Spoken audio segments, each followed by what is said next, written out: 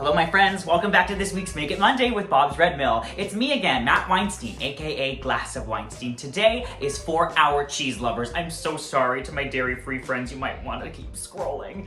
I'm making for you a delicious, creamy, velvety 3-cheese macaroni. We're gonna bake it, we're gonna top it with even more cheese. It's going to be bubbly and delicious. So without further ado, grab a glass of Weinstein and let's get cooking. The 3 cheeses I'm using are extra sharp cheddar, Monterey Jack for creaminess, and Gouda, because it's good.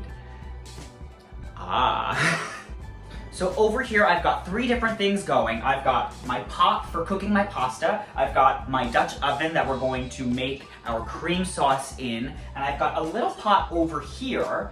I'm going to preheat my milk just a little bit, just because it's going to help our bechamel come together. When you add cold milk to a hot pan with your roux, it clumps up and it makes it really hard to get a nice silky smooth bechamel. So I'm going to just preheat this milk. I'm using whole milk. Put it on just a nice low heat, let it go for a few minutes, and then we'll incorporate that into our cream sauce. A super important step and tip here is to not overcook your pasta. I'm gonna be using an elbow macaroni, gluten-free of course, and this macaroni cooks up so fast already. The thing is, we're gonna finish this in the oven, so we don't want our pasta to be completely cooked when we add it into our sauce, otherwise it's just going to become so mushy and disintegrated. So whatever the instructions are for the al dente, I would subtract probably 2 to 2.5 minutes off of that. So if it says to do it for 5 minutes, I would probably only cook it for 3 or so, maybe even check it after 2.5, just because it really varies. You don't want your pasta to be super mushy. I've got my water already boiling, so I'm gonna add some oil just so it doesn't stick together, and a gratuitous amount of kosher salt, just so we can get our pasta nice and seasoned right away. I'm making a mess with this salt. I'm gonna add my pasta in, I'm gonna cook it for like 3 or so minutes and check in on it. Have your colander ready. Starting now. So cool. So my pasta's been cooking for about 3 minutes or so. It is just the right kind of texture. It's still a little bit crunchy. So we're gonna pop the heat off. I've got my colander already in my sink. I'm just gonna strain this real quick and then we'll get started on our roux and bechamel cream sauce. Our next part of the recipe is to make our roux and our bechamel. Now, what are those 2 things? A roux is a French term for a thickening agent. It's normally equal parts of fat or butter and flour. We're obviously making this gluten-free, so I've got my Bob's Red Mill gluten-free 1-to-1 all-purpose flour. So we're going to be using that, so it's gonna be equal parts of those. So 4 tablespoons of butter and 4 tablespoons of flour. Now how it works, you're gonna start by melting your butter in your pan or in your skillet. We're gonna melt that down.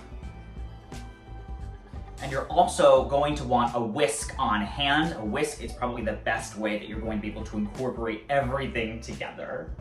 While our butter is melting, I'm gonna tell you a little bit more about the bechamel. Like I said, it's gonna start with the roux, 4 parts of flour and 4 parts of butter whisked together. That's going to be our thickening agent. It's going to make almost like a paste.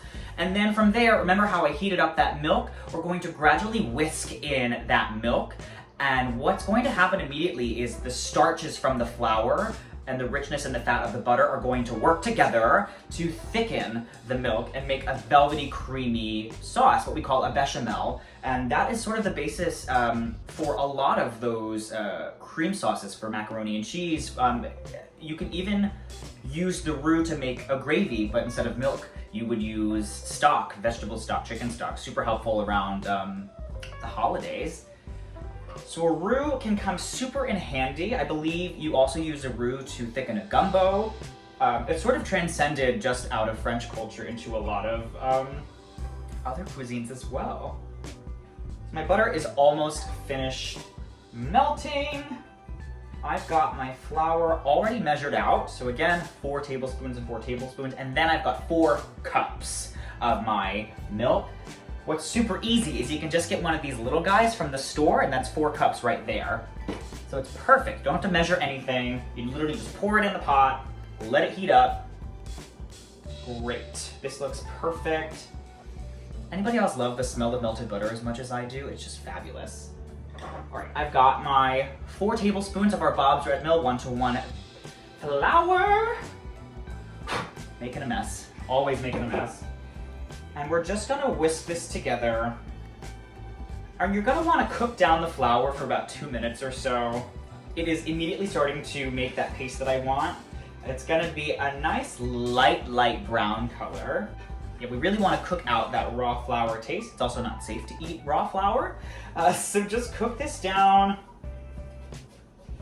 And if you're using a cast iron or a Dutch oven like this, make sure that you're using a rubber whisk, otherwise it will scratch the heck out of your pan, and that is the last thing we want is scratched kitchen devices. Makes my heart hurt just thinking about it.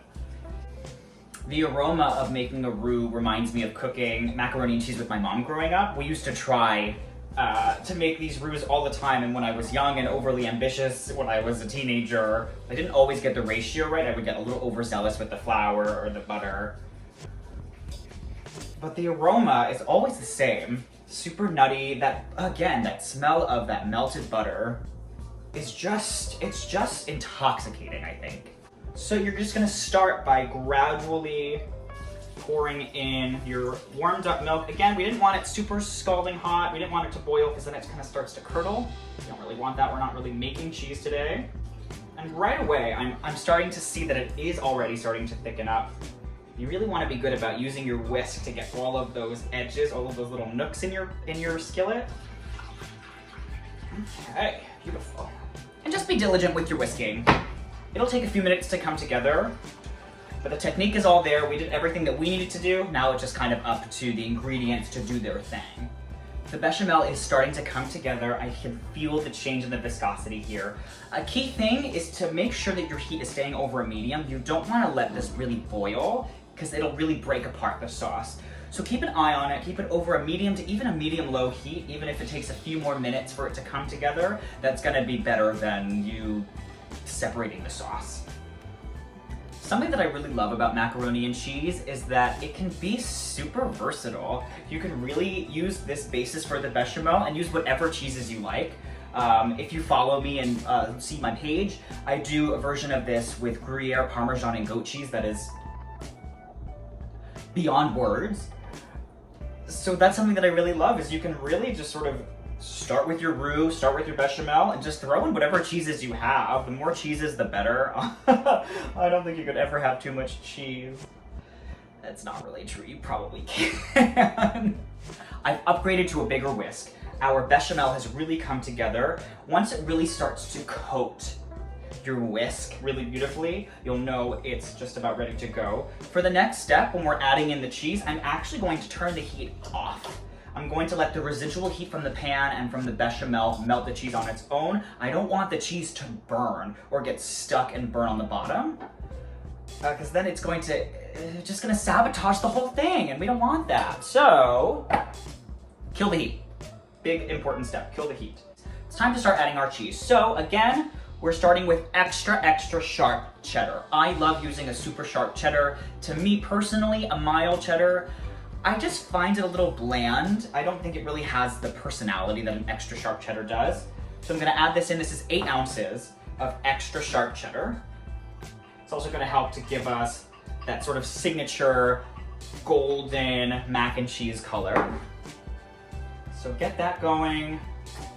Our next cheese is Monterey Jack. It's 8 ounces of that. This is a super velvety, creamy cheese. I think it's gonna help give some nice body to our mac. So get all of that in there, 8 ounces. Okay, and now we're gonna add our gouda. This is about, it was one of those big blocks. It's at 0.68 pounds, so that's probably about 10 ounces or so. I'm gonna dump a bunch of this in here, and I'm gonna save some for the topping. So I've got a bunch of this in here. Let's say it's about 8 ounces, so 8, 8, 8. That's what, 24 ounces of cheese? It's a pound and a half of cheese. This is the texture you want. Super silky. Oh my goodness. I'm gonna give it a little taste test. See if I need anything in there. Nope. Literally liquid gold. Okay, so we've got our macaroni. Again, remember we undercooked this specifically so that it wouldn't overcook and get super mushy in the oven. Ooh. So just fold the noodles in, get everything, oh my gosh. Compose yourself, Matt. Get everything nicely coated.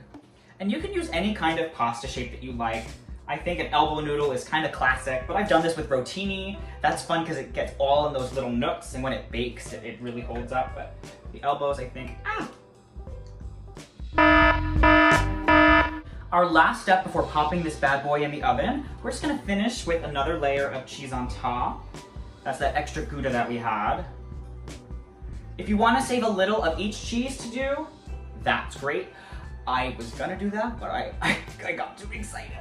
And then, whichever brand you like, grab some breadcrumbs. This is just to give it a nice crunchy top. And just sprinkle them pretty gratuitously all over. I'd love to one day make my own breadcrumbs from scratch. Let me know if that's something you'd like to see. And because I'm a mess, I mean a messy cook, I'm gonna take a paper towel and just wipe down the edges, just so it doesn't get crazy burnt. Just do a quick little inspection.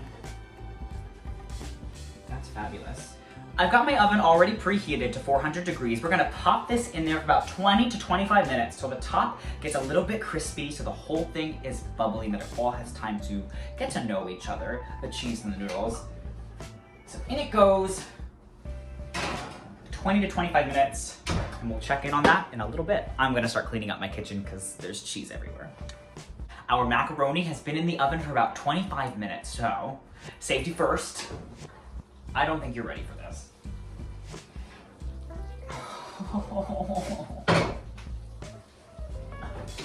Oh my. Look at that. We got this gorgeous little crust on top from that melted gouda and the breadcrumbs. The sides, it looks like fondue. The sides are positively oozing with that delicious cheese sauce. Oh my gosh, I'm so excited about this. I cannot wait another moment. I have to try this. Can you hear that? Oh. Oh my goodness. I'm gonna try not to burn it up.